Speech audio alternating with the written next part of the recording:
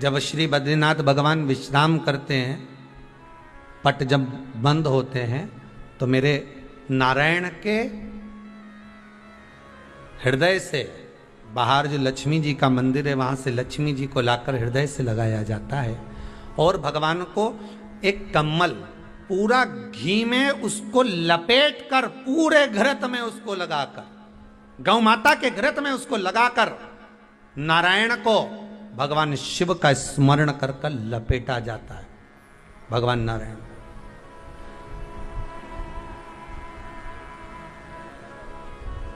बद्रीनाथ बाबा के मंदिर में दिया घी से भर दिया जाता है, ताले लगा दिए जाते हैं, सब नीचे आ जाते हैं। जब अक्षय तृतीया के समय पर पट खोलते हैं, बाबा का कम्मल घृत से जुड़ा हुआ वैसा कि वैसे ही घृत भरा हुआ,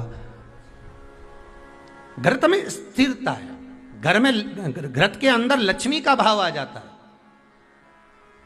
हमारे यहाँ हिंदू धर्म में बहुत सुंदर बात कही जाती थी पहले, आजकल जमाने में कहते कि नहीं कहते मालूम नहीं, पर मारवाड़ के अंदर एक रीति थी। घर के अंदर, रसोई घर में एक इतनी बड़ी कुल्हड़ होती थी जिसमें घी भरा होता था, छोटी सी चम्मच होती थी, उसमें पूरे घर का घी खाली हो जाए और उस कुल्हड़ का घी खाली नहीं होना चाहिए।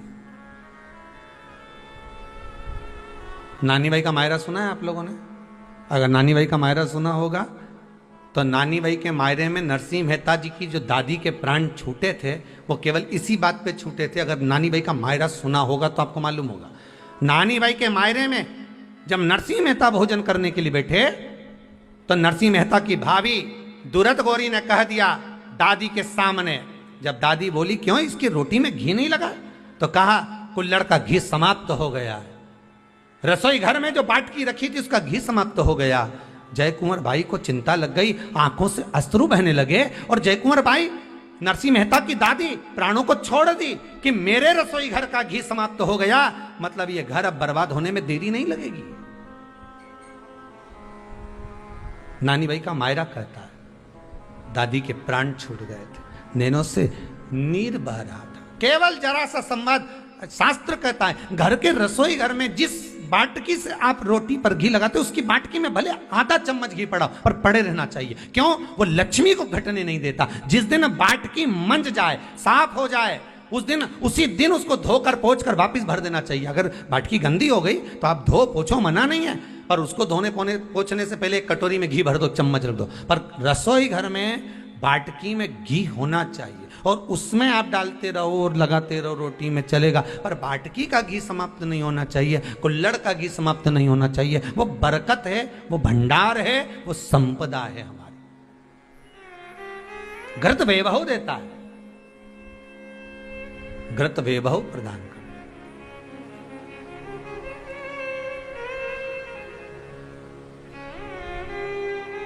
घृत वैभवता देता है। कितना सुंदर कहा है। शंकर भगवान के शिवलिंग पर घृत चढ़ाने के बाद आपने दही चढ़ाया शिव जी को, ठीक है, आपने दूध चढ़ाया, जल चढ़ाया, दही चढ़ाया, शहद चढ़ाया, शक्कर चढ़ाई, मिष्ठान चढ़ाया, जो भी आप शिव जी को चढ़ा रहे हो उसमें से केवल एक पदार्थ, एक वस्तु, घी, शंकर के शिवलिंग पर चढ़ाने के बाद में उसी शिवलिंग का घृत, जहां शिवलिंग रखा हुआ है, शिवलिंग जहां रखा रहता है, उस कटी पर उस घृत से हस्त फेर देना चाहिए अपनी मनोकामना कर कर। जो अभिषेक आपने किया है वो अभिषेक का फल भगवान भोलेनाथ कुछ ही दिन में प्रदान कर देते हैं। मात्र उंगली फेर देने पर, घृत पात्र की उंगली, घृत का जो आप अभिषेक कर रहे हो, जल चढ़ा रहे हो, दूध चढ़ा रहे हो, आप पंचामृत सामग्री समर्पित कर रहे हो, आप दुनिया की सारी वस्तु भगवान को दे रहे हो, तो घी चढ़ाते समय जब घी चढ़ जाए, शंकर के शिवलिंग पर घी चढ़ गया, उसकी एक उंगली लेकर शिव मंदिर में जहां शंकर जी पिंडी पर बैठे हैं, उस जलाधारी पर जो शिवलिंग रखा हुआ है, उसके चारों तरफ उस घृत को लगा देना चाहिए अपनी कामना कर कर। महाराज शिव उसको स्वीकार करता है। क्यों? शंकर और पार्वती के मिलन स्थल, माता पार्वती की गोद में भगवान शंकर का जो शिवलिंग स्वरूप विराजमान है, हस्त कमल के अंतर्गत जो भगवान विराजमान है, उसका फल चोगना मिल जाए।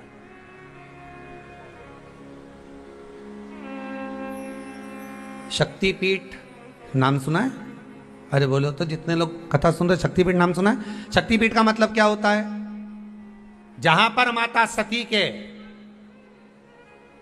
अंग के टुकड़े होकर गिर पड़े, वो शक्तिपीठ के रूप में निर्मित हो गए।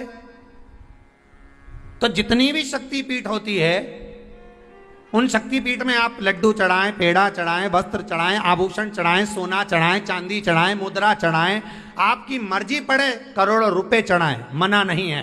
पर शक्तिपीठ का दर्शन करने जब जाएं तो कम से कम थोड़ा साथ में गाय का घृत, असली घी साथ में लेकर अवश्य जाएं। क्यों? शक्तिपीठ पर भी घी समर्पित करने से मनोकामना पूर्ण हो जाती है। आप आएंगे शक्तिपीठ का दर्शन करके और मनोकामना पूर्ण होना है, मात्र शक्तिपीठ। आप चढ़ाएं वस्तु, ढेर चढ़ाएं, आप सोना चांदी अंबारियों में धन दौलत सब चढ़ाएं, पर साथ में आप चुनरी चढ़ा रहे हैं, साड़ी चढ़ा रहे हैं, घृत भी दीजिए, घृत भी प्रदान।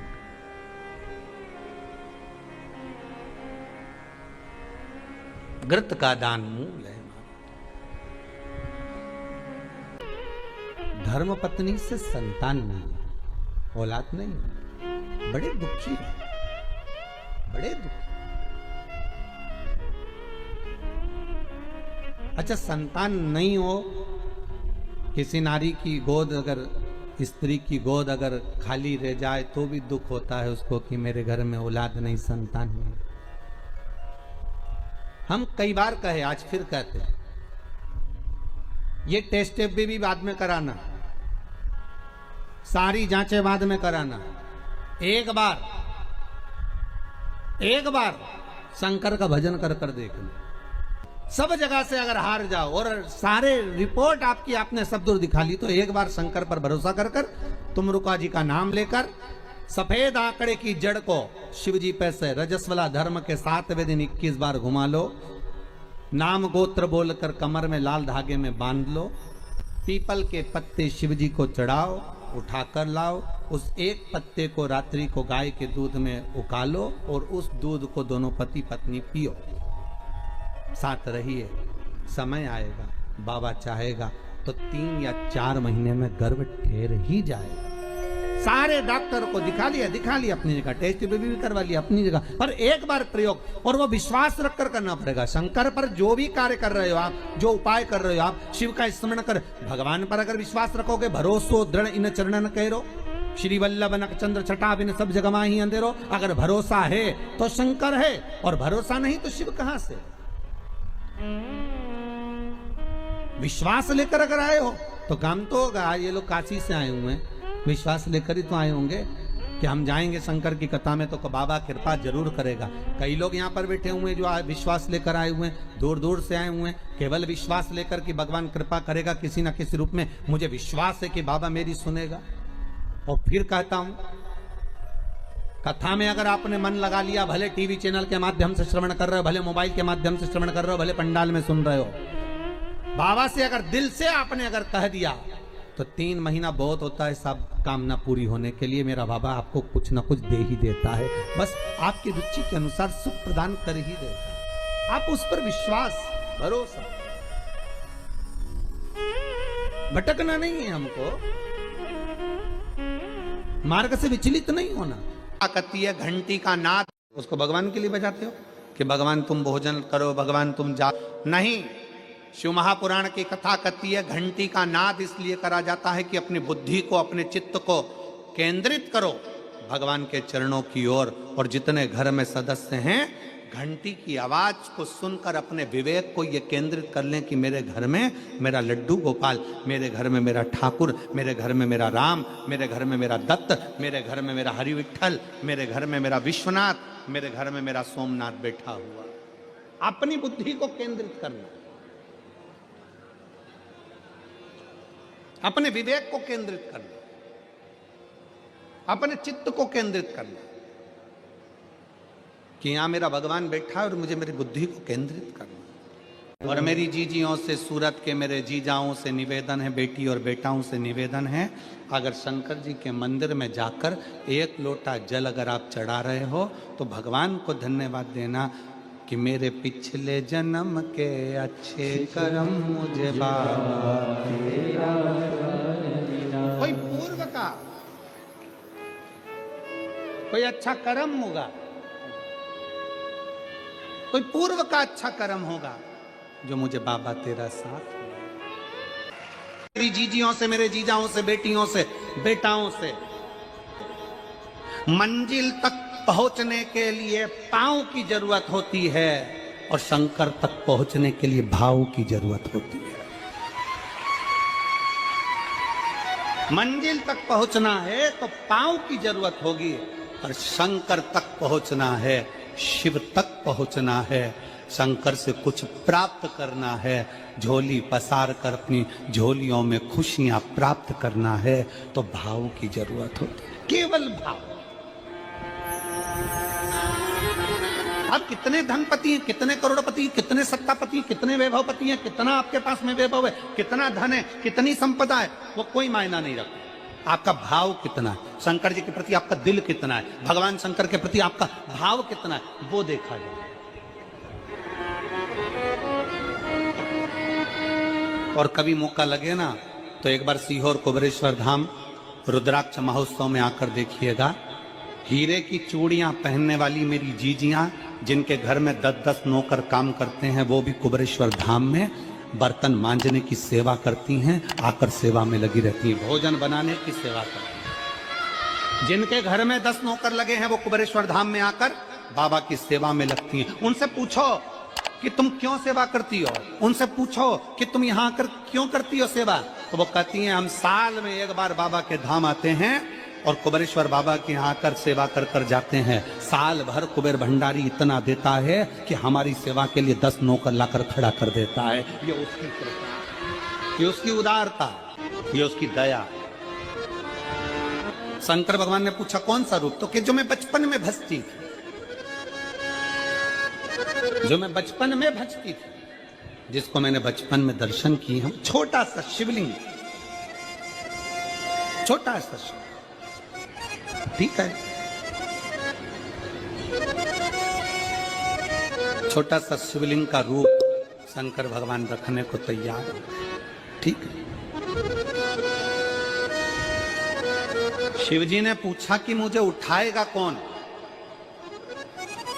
पार्वती जी मुस्कुरा कर कहती हैं सुनो भोलेनाथ, आप अगर अपने असली स्वरूप में बैठते हो ना तो दुनिया का कोई तुम्हें तिल भर नहीं हिला सकता, पर जब तुम छोटे से शिवलिंग के स्वरूप में हो जाते हो तो कोई बच्चा भी तुम्हें गोदी में ले लेता है, क्योंकि वह आपको भोला मानता है, वह आपको भोला मानता है, वह आपको भोला समझता है, सरल सहज।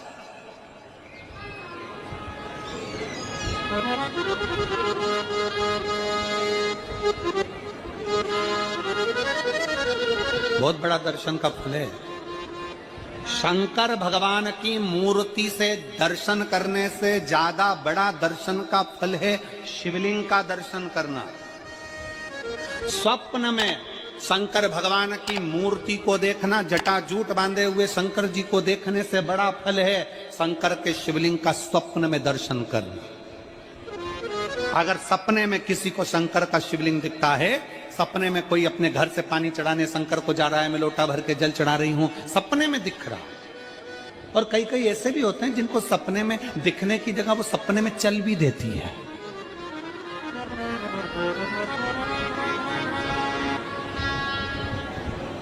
महाराष्ट्र में कथा थी तो वहां एक पत्र आया था, एक भाई ने लिखा था मेरी पत्नी से मैं बहुत परेशान हो गया हूं, उसका नाम हमें स्मरण में नहीं है, सिरपुर की कथा में वो पत्र था।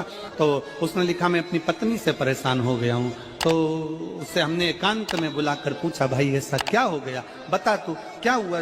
उसका फोन नंबर था, उसको फोन लगवाया, पूछा क्यों परेशान हो गया। उसने कहा मेरी पत्नी रात को चिल्लाती है बोलबम का नारा है बाबा एक सहारा।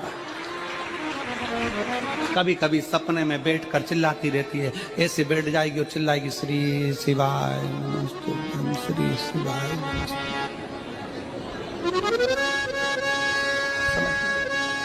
और तो और यहाँ तक तो चल जाता है गुरुजी, पर इससे आगे नहीं चल पाता है। हमने पूछा इससे आगे क्या? नींद में रसोई घर में जाना चाहिए, बाजू में बोतल रख के सोती है ना पानी पीने की, वही बाटल उठ के मेरे को शंकर जी समझ के उंडेल देती है। दिक्कत नजदीक तक, यहां तक भी चल जाएगा कि श्री शिवाय नमस्तुभ्यं जप है, और ये भी चल जाएगा कि बोल बम का नारा है और बाबा है, पर ये नहीं चलेगा कि वो पानी की बोतल ठंड में मेरे ऊपर डाल दे उंडेल की। ये कहां से? हमने कहा तू कल अपनी धर्म पत्नी को लेकर आना। उसकी पत्नी आई, आंखों से उसके नीर बह रहा था, जल, आंखों से जल बह रहा था। जैसे आज गाड़ी चलाकर लेकर आने वाले जो भाई थे, अब कमल जी आपने किसको भेजा था हमें नहीं मालूम, जो गाड़ी चलाकर आज लेकर आए थे हमको लेकर, उनकी आंखों में जल भरा हुआ था। वो कह रहे थे जब पहले गुड़ियारी में कथा थी, सबसे आखिरी में बैठकर कथा सुनी थी, एक विनती करी थी बाबा से कि बाबा बस ऐसा कर देना। दूसरी कथा मैंने रायपुर के पास में जब हुई अमलेश्वर में, तब कथा के मध्य में बीच पंडाल में बीच में बैठकर सुनी थी। फिर वहां भी बाबा से एक विनती करी थी, और आज मेरे बाबा ने ऐसी कृपा कर दी कि आपके नजदीक में बैठकर गाड़ी चलाकर यहाँ तक पहुंचा।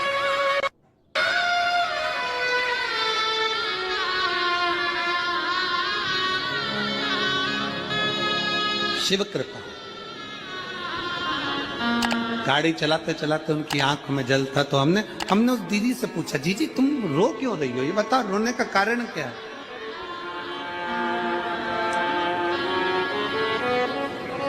कहने लगी गुरुजी आपका इतनी नजदीक से दर्शन हो गया। हमने कहा जीजी एक बात सुन, आज बड़ी प्रसन्नता से कहते हैं कि किसी गुरु का दर्शन जब होता है तो आंखों से नीर बहता है।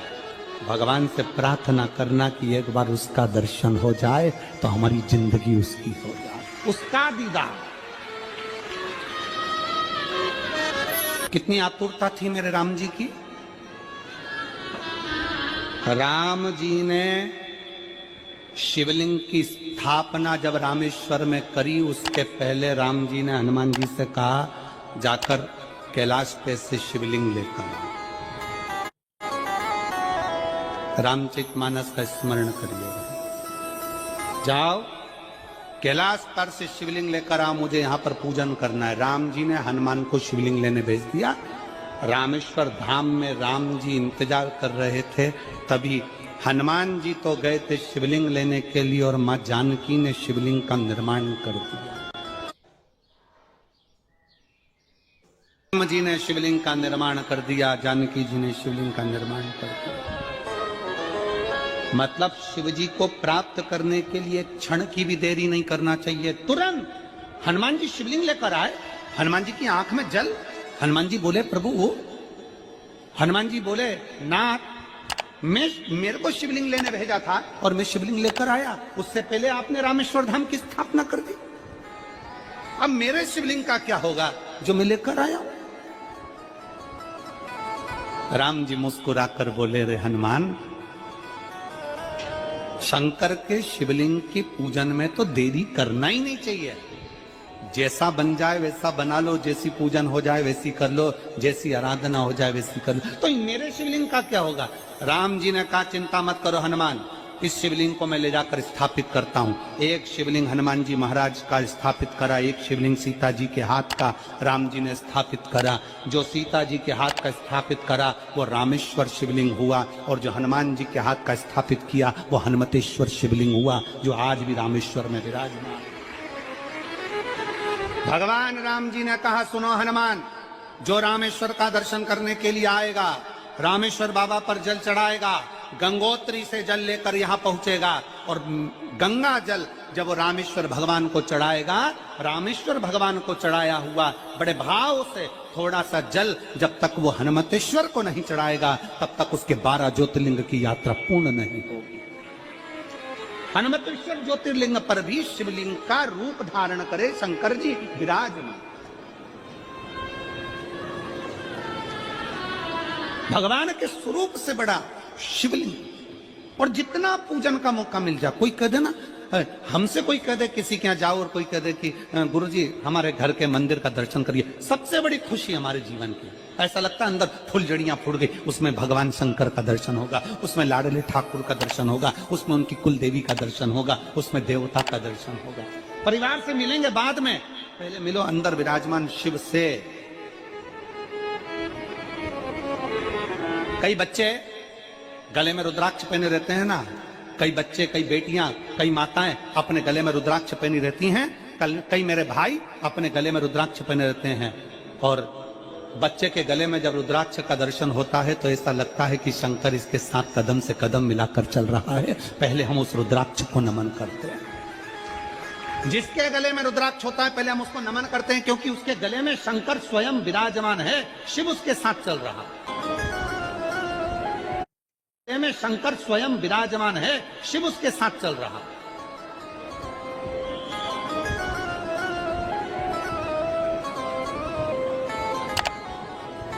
शिव उसकी साक्षी दे रहा है।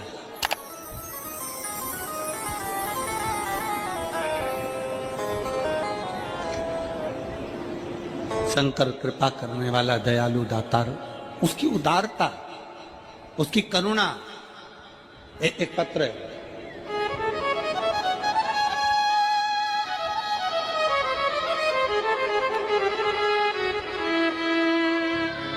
मेरा नाम जानकी देवी, पति श्री बुद्धराम।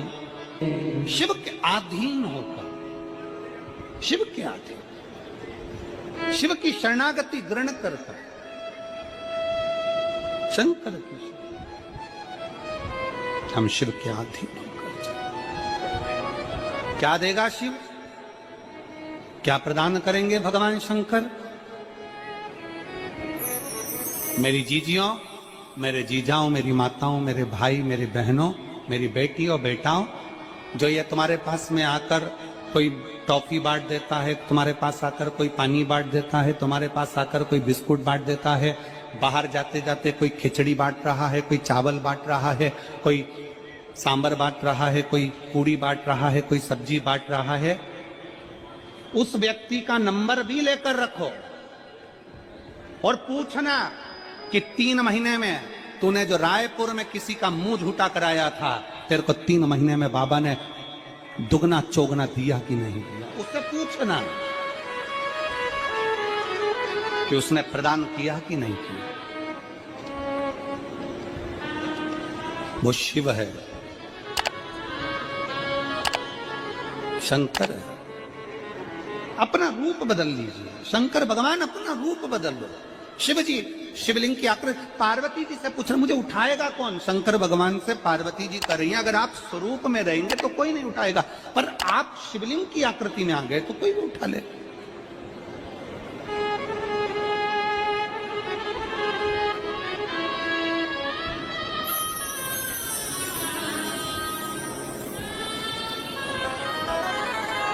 अपने बाप के घर, अपने पिता के घर, अपने पिता के घर, अपने बाबुल के घर, अपने पिता के घर, अपने बाप के घर जब भी जाते हैं एक दिल लेकर, एक भाव लेकर जाते हैं।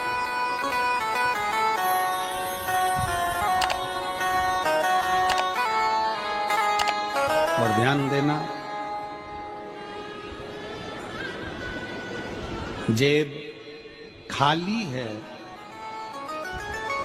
जेब खाली है फिर भी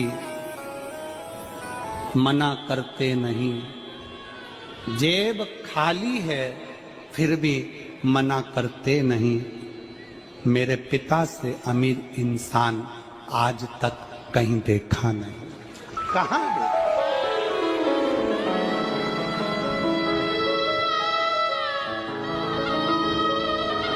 उसमें पानी है, वो धीरे धीरे डॉक्टर बोल रहा है सूख जाएगा।